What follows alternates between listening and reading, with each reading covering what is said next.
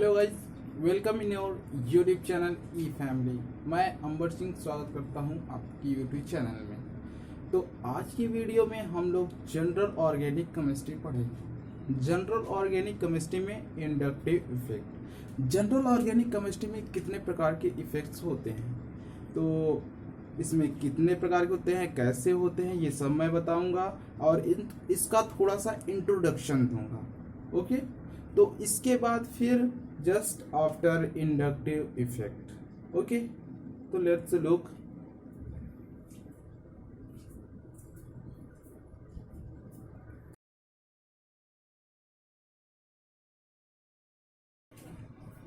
Effects of electron. Electron का effect क्या होता है, जैसे कोई कंपाउंड हुआ उस पर इलेक्ट्रॉन का इफेक्ट क्या होता है, कैसे होता है, ये सब जानना है हमें। और स्पाइसिस, स्पाइसिस का अर्थ क्या होता है? स्पाइसिस का मतलब होता है इंटरमीडिएट फॉर्म। जैसे कोई मैकेनिज्म हो रही है, कोई रिएक्शन हो रही है, तो उसका इंटरमीडिएट फॉर्म क्या होता है, कैसे होता है, ये सब जनरल ऑर्गेनिक केमिस्ट्री में हम पढ़ने को मिलेगा। और रिएक्शन मैकेनिज्म, रिएक्शन मैकेनिज्म कैसे होता है, जैसे किसी रिएक्शन का मैकेनिज्म करना हुआ, उसमें किस प्रकार से यूज होता है इसका। तो पहले तो इलेक्ट्रॉन इफेक्ट, फिर उसके बाद इंटरमीडिएट फॉर्म, फिर उसके बाद फिर रिएक्शन मैकेनिज्म। अब इफेक्ट में, इलेक्ट्रॉन इफेक्ट में कैसा होता है, जैसे कि electron displacement effect. Electron displacement effect होता क्या है? Inductive effect. पहले तो जान लीजिए कितने प्रकार के होते हैं, उसके बाद मैं वन बाय वन करके बताऊंगा। जैसे कि फर्स्ट आज मैं इंडक्टिव इफेक्ट का लेक्चर बनाने वाला हूँ। आप नेट थंब में देखकर जान चुके होंगे कि आज का लेक्चर इंडक्टिव इफेक्ट है। तो inductive effect, electromeric effect, hyper conjugation effect, resonance effect.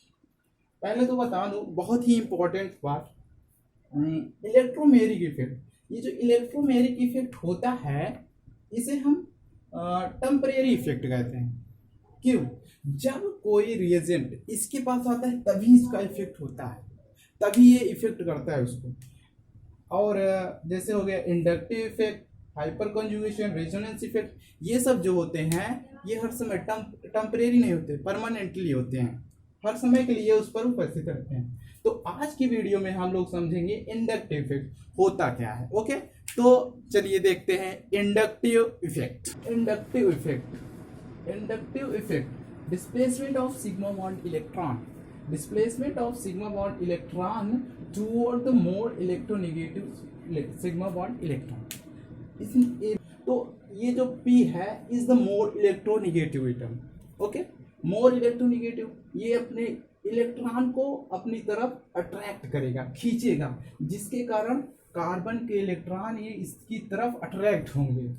और कार्बन सोचेगा अरे भाई मैं जा रहा हूं तो मेरे बगल वाला भी जाए, इसका थोड़ा सा लेगा, ये इसका लेगा, और यहाँ पे नहीं होगा। अप टू 3 कार्बन तक इसका इफेक्ट होता है, उसके बाद इफेक्ट इसका खत्म हो जाता है। तो जो इलेक्ट्रॉन जो मोर इलेक्ट्रोनेगेटिव होता है, जो खींचता है उस पर माइनस चार्ज डेवलप हो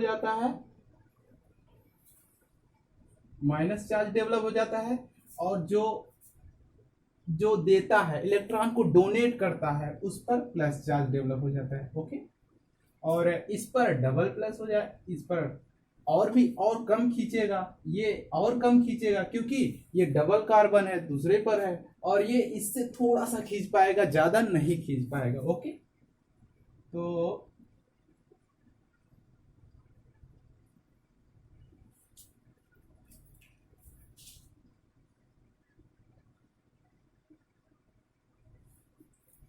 गाइस अब इसकी बात करें, अब हम इसको क्या बोलेंगे, ये क्या है, ये माइनस आई इफेक्ट है, ये डोनेटेड पार्शियल चार्ज डेवलप हो गया, मैंने बताया कि पार्शियल चार्ज डेवलप।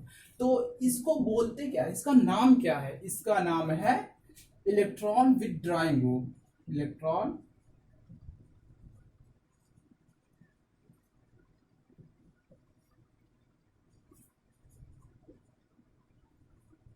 इसका नाम इलेक्ट्रॉन विथड्रॉइंग ग्रुप है। और अब इसकी बात की जाए तो ये जो होता है ये मोर इलेक्ट्रॉन नहीं होता है, ये बहुत ही वीक लीस्ट इलेक्ट्रोनेगेटिव होता है, और ये कार्बन इससे ज्यादा इलेक्ट्रोनेगेटिव होता है, जिसके कारण ये अपना इलेक्ट्रॉन कार्बन को दे देता है, और जब इसके पास आए ये सोचता है भाई थोड़ा तू ले ले, और इसको थोड़ा सा देता है, ये भी थोड़ा इसको देता है, अप टू 3 कार्बन तक इसका इफेक्ट होता है, और हम इसे क्या बोलते हैं, और इस पर प्लस चार्ज हो जाता है। अब हम इसे क्या बोलते हैं, इसको बोलते हैं प्लस आई इफेक्ट, इसको प्लस आई इफेक्ट बोलते हैं, और इसको क्या बोलते हैं, माइनस आई इफेक्ट। ओके, और जो लीस्ट इलेक्ट्रोनेगेटिव होता है उसे हम क्या कहते हैं, इलेक्ट्रॉन डोनेटिंग ग्रुप।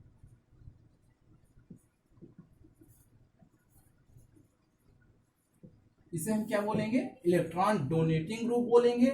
इसे हम क्या बोलेंगे, जो मोर इलेक्ट्रोनेगेटिव है इसे इलेक्ट्रॉन विथड्रॉइंग ग्रुप बोलेंगे। Okay, I think you will be understand what is happening. Okay, तो अगला मैं ये बताने पहले तुम्हें थोड़ा सा लिख दूं ताकि आप लोग नोट कर लें। तो ओके, आप लोग नोट कर लीजिए। अब इसकी कुछ मैं एग्जांपल लेने वाला हूं, किस प्रकार से होता है, कैसे नहीं, इसका यूज किस प्रकार से होता है। तो वेट,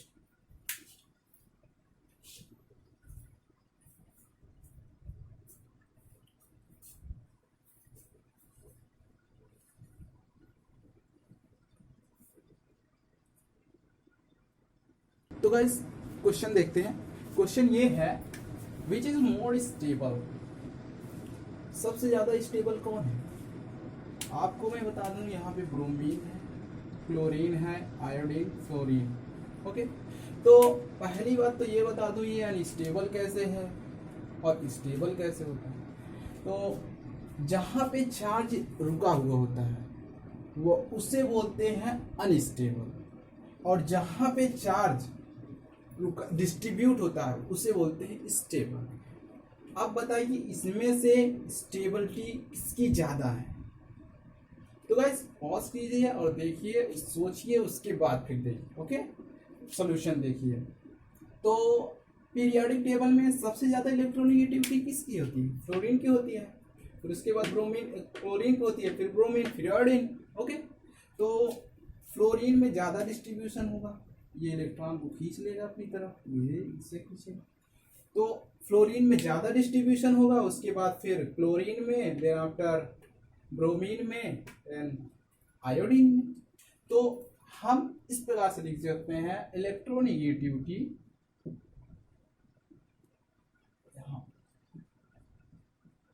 इलेक्ट्रोनेगेटिव फ्लोरीन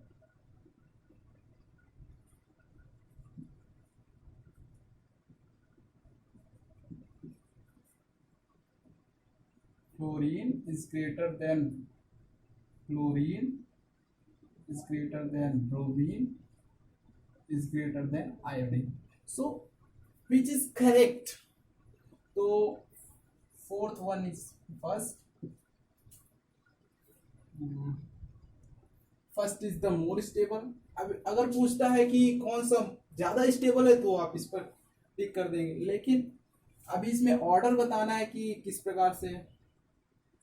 तो जैसे कोई पूछ लिया कि इसकी ऑर्डर क्या होगी, कैसे होगा, तो आप आसानी से देख सकते हैं। Fluorine third, known second, first and third, इस प्रकार से देख सकते हैं। अभी इसमें कुछ प्रकार से क्वेश्चन आ सकते हैं, जैसे कि मैं दिखाने वाला हूं। इस अभी बोल दिया गया NO2 CH2 COO माइनस। अब इसमें स्टेबिलिटी कौन होगी, अगर इसमें दे दिया गया आंसर स्टेबिलिटी कौन होगी, तो आप बता पाएंगे नहीं। इसके लिए ऑर्डर देखना होगा, तो मैं आपको ऑर्डर लिखाने जा रहा हूं जिससे आप लोग आसानी से लर्न कीजिएगा। ओके गाइस, तो मैं आपको बता दूं, ये माइनस आई इफेक्ट का ऑर्डर है, जैसे कि आप इसको नोट कर लीजिए। और मैं बहुत ही इंपॉर्टेंट बात बता दूं, ऑर्गेनिक केमिस्ट्री में इस प्रकार से होता है कि आपको लर्न करना पड़ता है। फिजिकल हो गया, इनऑर्गेनिक, इन सब में कॉन्सेप्ट चलता है, लेकिन ऑर्गेनिक केमिस्ट्री में लर्न करना इज द मोस्ट इम्पोर्टेंट, क्योंकि ये प्रैक्टिकल पर बेस्ड होता है। ओके, तो इस पर मैं कुछ एग्जांपल्स लेने वाला हूँ जिससे आप लोग को सेटिस्फाई होगा कि किस प्रकार से इसका यूज होता है, कैसे हम इसका आंसर ऑर्डर लिखेंगे। और इसका एक एग्जांपल है, इसका ऑर्डर क्या होगा आप लोग बताइए, पॉज कीजिए उसके बाद बताइए। ओके, तो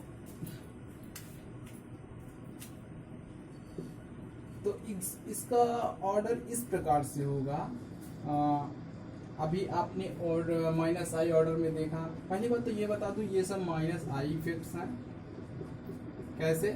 जबकि मैंने ये ये मोर इलेक्ट्रोनेगेटिव है, ये भी इलेक्ट्रोनेगेटिव है, ये भी सभी इलेक्ट्रोनेगेटिविटी हैं, और ये इलेक्ट्रॉन खींचेगा, ये इससे खींचेगा, इसी प्रकार से ऐसे खींचेंगे। ओके, अब क्या होगा, इसका ऑर्डर मैंने अभी बताया। जो NO2 था वो पहले था। आप ऑर्डर में देखिए तो आपको दिखेगा कि अगर आपने नोट किया होगा तो NO2 पहले था, इसलिए 2 इज ग्रेटर देन। उसके बाद फ्लोरीन था, और जो ये है एल्कीन ग्रुप, ये नीचे था, सबसे नीचे। इसका अर्थ ये है ये बहुत ही लीस्ट है, लेकिन है। ओके, तो ये फर्स्ट, इसके बाद फिर था। तो इस प्रकार होंगे। और मैं आपको बता दूं, माइनस आई इफेक्ट हर समय स्टेबिलिटी ही नहीं बताता, वो कभी वीकनेस भी बता देता है। जस्ट लाइक एज आपको बता दूं, ये जो फ्लोरीन है, अभी यहाँ पे प्लस चार्ज होता तो ये तो इलेक्ट्रॉन खींच लेता। क्यों? ये जब इलेक्ट्रॉन खींच लेता तो यहाँ पे और पॉजिटिव चार्ज आता, जिससे ये मोर अनस्टेबल हो जाता। सिटी का ऑर्डर किस प्रकार से होगा ये मैं आपको दिखाऊंगा। ओके, तो फर्स्ट मैं बता दूं, जनरल ऑर्गेनिक केमिस्ट्री में क्या वीक इलेक्ट्रोलाइट होता है, वीक एसिड होते हैं। तो ये जब ब्रेक करेगा, जब कोई एसिड ब्रेक करेगा तो इसका एक कंजुगेट बेस बनता है और इसका एक कंजुगेट एसिड। जैसे कि इसका एक कंजुगेट एसिड बनेगा और इसका एक कंजुगेट बेस। तो ये कंजुगेट बेस जो होगा ये मोर स्टेबल होता है, अभी ये H+ को देगा, अन्यथा नहीं देगा। तो हम कह सकते हैं ये जो है, एक जो कंजुगेट बेस है, ये H+ रिड्यूस करेगा। अब हम इसको एक उदाहरण के हिसाब से समझेंगे। तो आपको मैं दिखा दूं, फ्लोरीन, ब्रोमीन, क्लोरीन, आयोडीन, ये माइनस आई इफेक्ट है। जैसा कि मैंने पिछले अभी कुछ देर पहले बताया कि ये सब माइनस आई इफेक्ट है, लेकिन सबसे ज्यादा माइनस आई इफेक्ट कौन सा होगा? क्लोरीन वाला। क्यों? क्योंकि इलेक्ट्रोनेगेटिविटी इसकी मोर है, बहुत ज्यादा है। ओके, और इसकी जो होगी क्लोरीन की होगी, उसके बाद फिर ब्रोमीन, देन आफ्टर आयोडीन। तो ये फ्लोरीन क्या करेगा, इससे जब इलेक्ट्रॉन ले लेगा तो इलेक्ट्रॉन का डिस्ट्रीब्यूशन होने के कारण यहाँ पे माइनस चार्ज आ जाएगा और यहाँ पे प्लस चार्ज, और ये अपना हाइड्रोजन को रिड्यूस कर देगा। सपोज दैट यहाँ पे दूसरा कोई, यहाँ पे प्लस आई इफेक्ट होता, प्लस आई इफेक्ट अभी मैं इसके जस्ट आफ्टर बताने वाला हूँ। ओके, तो यहाँ पे जैसे फ्लोरीन है, फ्लोरीन डिस्ट्रीब्यूट कर देगा, डिस्ट्रीब्यूट करने के कारण ये मोर स्टेबल हो जाएगा। ओके, तो मोर स्टेबल होने के कारण ये जब इसकी स्टेबिलिटी ज्यादा हो जाएगी तो ये H+ को आसानी से रिड्यूस कर देगा, जिसके कारण मोर स्टेबल कौन सा होगा? ये वाला। तो आप जान सकते हैं कि first is the more stable compare to second, third, fourth. Okay, तो अब इन तीनों में से मोर स्टेबल ये होगा, क्योंकि ये इससे कम इलेक्ट्रोनेगेटिव, और जो लीस्ट इलेक्ट्रोनेगेटिव आयोडीन है। तो थर्ड हो जाएगा, उसके बाद second, then after fourth. Okay, I think you will be understand what I am saying. तो अगले जस्ट आफ्टर अभी मैं लेने वाला हूँ इंडक्टिव इफेक्ट होता क्या है। ओके, तो देखिए plus I effect, plus I effect क्या होते हैं, कैसे होते हैं? तो गाइस ये प्लस आई इफेक्ट का ऑर्डर है, आप इसे लर्न कर लीजिए। और मैं एक महत्वपूर्ण बात बता दूं कि जो जितने भी एल्काइल ग्रुप होते हैं, ये बहुत ही ज़्यादा इम्पोर्टेंट होते हैं, ये बहुत ज़्यादा पूछे जाते हैं कंपेयर टू दिस। ओके, तो आप इसको नोट कर लीजिए, मैं आज आपको क्वेश्चन कराने जा रहा हूँ। तो भाई इस क्वेश्चन को देखिए और बताइए, पॉज कीजिए, सोचिए, देन आफ्टर बताइए। ओके, तो पॉज कर लिए, सोच लिए, चलिए देखते हैं। तो इसमें क्या होगा, यहाँ पे क्लोरीन है, कार्बन है, यहाँ पे क्लोरीन है, यहाँ पे OH ग्रुप है। ओके, अब क्या होगा, ये जो क्लोरीन होता है ये एक्सेप्टिंग ग्रुप होता है, और OH भी एक्सेप्टिंग ग्रुप होता है, माइनस आई इफेक्ट देता है, और ये भी माइनस आई इफेक्ट देता है, बट ये प्लस आई इफेक्ट देता है। क्यों ये प्लस आई, जैसे कि मैंने ऑर्डर, पिछले ऑर्डर, अभी आप देखेंगे माइनस आई इफेक्ट का ऑर्डर, तो उस पर दिख जाएगा। तो जब ये माइनस आई इफेक्ट, यहाँ पे क्या होगा, आ गई ना कंसेप्ट में। तो आपको बहुत ही अच्छा कॉन्सेप्ट बता दूं मैं, क्लोरीन CH2CO माइनस, ये जो क्लोरीन है माइनस आई इफेक्ट देता है, और ये जो कार्बन ग्रुप है प्लस आई इफेक्ट देता है। अब यहाँ पे बात की जाए, ये OH ग्रुप जो है ये भी माइनस आई इफेक्ट देता है, और ये भी प्लस आई इफेक्ट देता है, लेकिन जो क्लोरीन होता है मोर माइनस आई इफेक्ट होता है, और जो OH ग्रुप होता है वो लीस्ट होता है, जिसके कारण ये होगा तो, लेकिन इसके कंपेयर में बहुत ही कम होगा, तो इसको निगलेक्ट कर देते हैं। ओके, और जो क्लोरीन होता है मोर माइनस आई इफेक्ट होता है, और इसके कारण यहाँ पे माइनस आई इफेक्ट ज़्यादा आता है, और ये इलेक्ट्रॉन को ज़्यादा एक्सेप्ट करता है। तो इसलिए हम कह सकते हैं chlorine is the more, second is the more stable, और यहाँ पे चार्ज ज़्यादा डिस्ट्रीब्यूट होगा। तो अगले लेक्चर में हम लोग नए नए कॉन्सेप्ट के साथ आएंगे, क्वेश्चन के साथ आएंगे। ओके, तो अगले लेक्चर में क्या होता है, ऑल द बेस्ट।